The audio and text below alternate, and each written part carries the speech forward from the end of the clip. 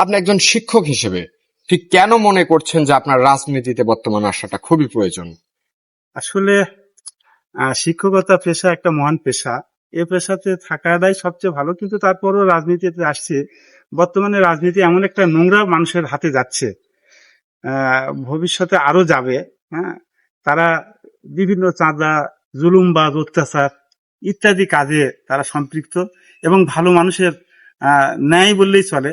তা আমি মনে করছি যে আমরা যদি সারাটা জীবনই যদি ওই ওই ধরনের লোকের কাছে ক্ষমতা থেকে যায়, তাহলে সমাজ তো আসলে আপডেট হবে না, ভালো পথে যাবে না। সেই কারণের জন্য আমি মনে করছি যে ইউনিয়নের লোকের একটা সঠিকভাবে যাতে নেতৃত্ব দিতে পারি এবং মানুষদেরকে আরো আপডেট করে পারি, শিক্ষার থেকে শুরু করে যে কোনো ধরনের কাজে আমরা যেন ভালো করে দিকপুর ইউনিয়নটাকে সাজাতে দিকপুর পারি। ইউনিয়নের আরো অনেক চেয়ারম্যান প্রার্থী রয়েছে, সেখান থেকে আপনি একজন হেভিওয়েট প্রার্থী। এই বিষয়টিকে ঠিক কিভাবে দেখছেন, বা সাধারণ মানুষের যে আপনার পিছনে পথ চলা, এই বিষয়টিকে ঠিক কিভাবে দেখছেন? আমাদের দিকপুর ইউনিয়নে যে সমস্ত অন্যান্য প্রার্থী আছে, এই প্রার্থীগুলো বয়সে আমার থেকে অনেক ছোট এবং জনগণের কোনো কাজেই তারা সম্পৃক্ত বিগত দিনে ছিল না।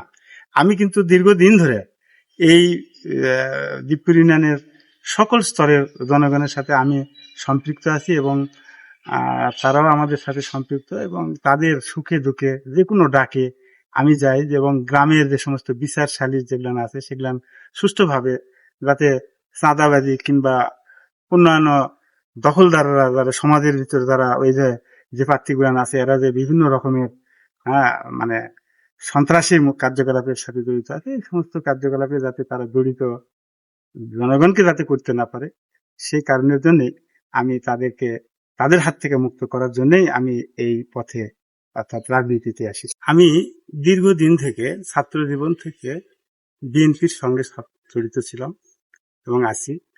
আমি 2002 সাল থেকে আমি দিকপুর ইউনিয়নের কৃষক দলের সভাপতির দায়িত্ব পালন করতেছি, এবং 2015 সাল থেকে আমি এই দিকপুর ইউনিয়নে বিএনপির সভাপতির দায়িত্ব পালন করছি। তো দীর্ঘদিন আমরা বিএনপি করি এবং বিএনপির সাথে জড়িত। আমরা কখনো দল পরিবর্তন করিনি, এবং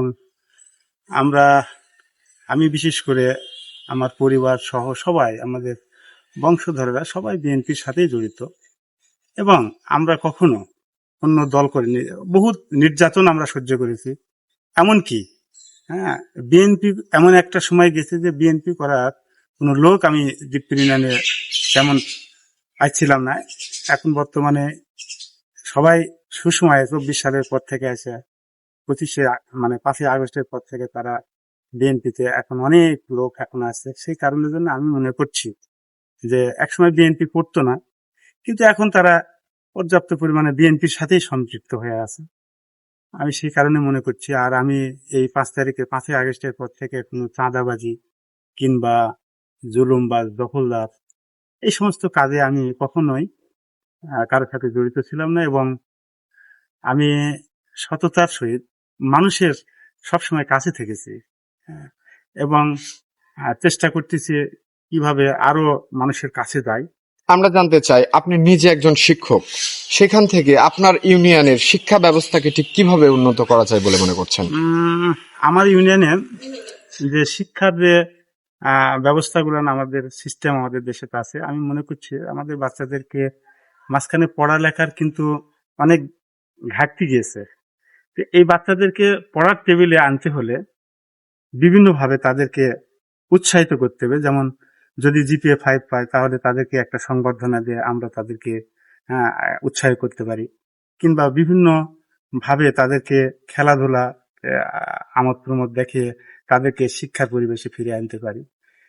বিশেষ করে বর্তমান শিক্ষা জীবনের ছাত্ররা বিভিন্ন অশালীন আচরণ কিংবা মাদক দ্রব্যের সাথে জড়িত আছে, এই সমস্ত মাদক দ্রব্য থেকে যাতে তারা দূরে থাকে, এই জন্য আমরা প্রয়োজনীয় ব্যবস্থা নিব। এবং আমরা ভবিষ্যতে আমাদের দিকপুর ইউনিয়নে যে সমস্ত ছেলে পেলে অ্যাডমিশন কিংবা উচ্চশিক্ষার জন্য অ্যাডমিশন কিংবা জিপিএ 5 ভালো রেজাল্ট করতে যারা করে, এদেরকে বিভিন্নভাবে উৎসাহিত করব, এবং তারা যাতে শিক্ষার দিকে সঠিক পথে চলে আসে, এই ব্যবস্থাগুলো আমি করবো ইনশাআল্লাহ।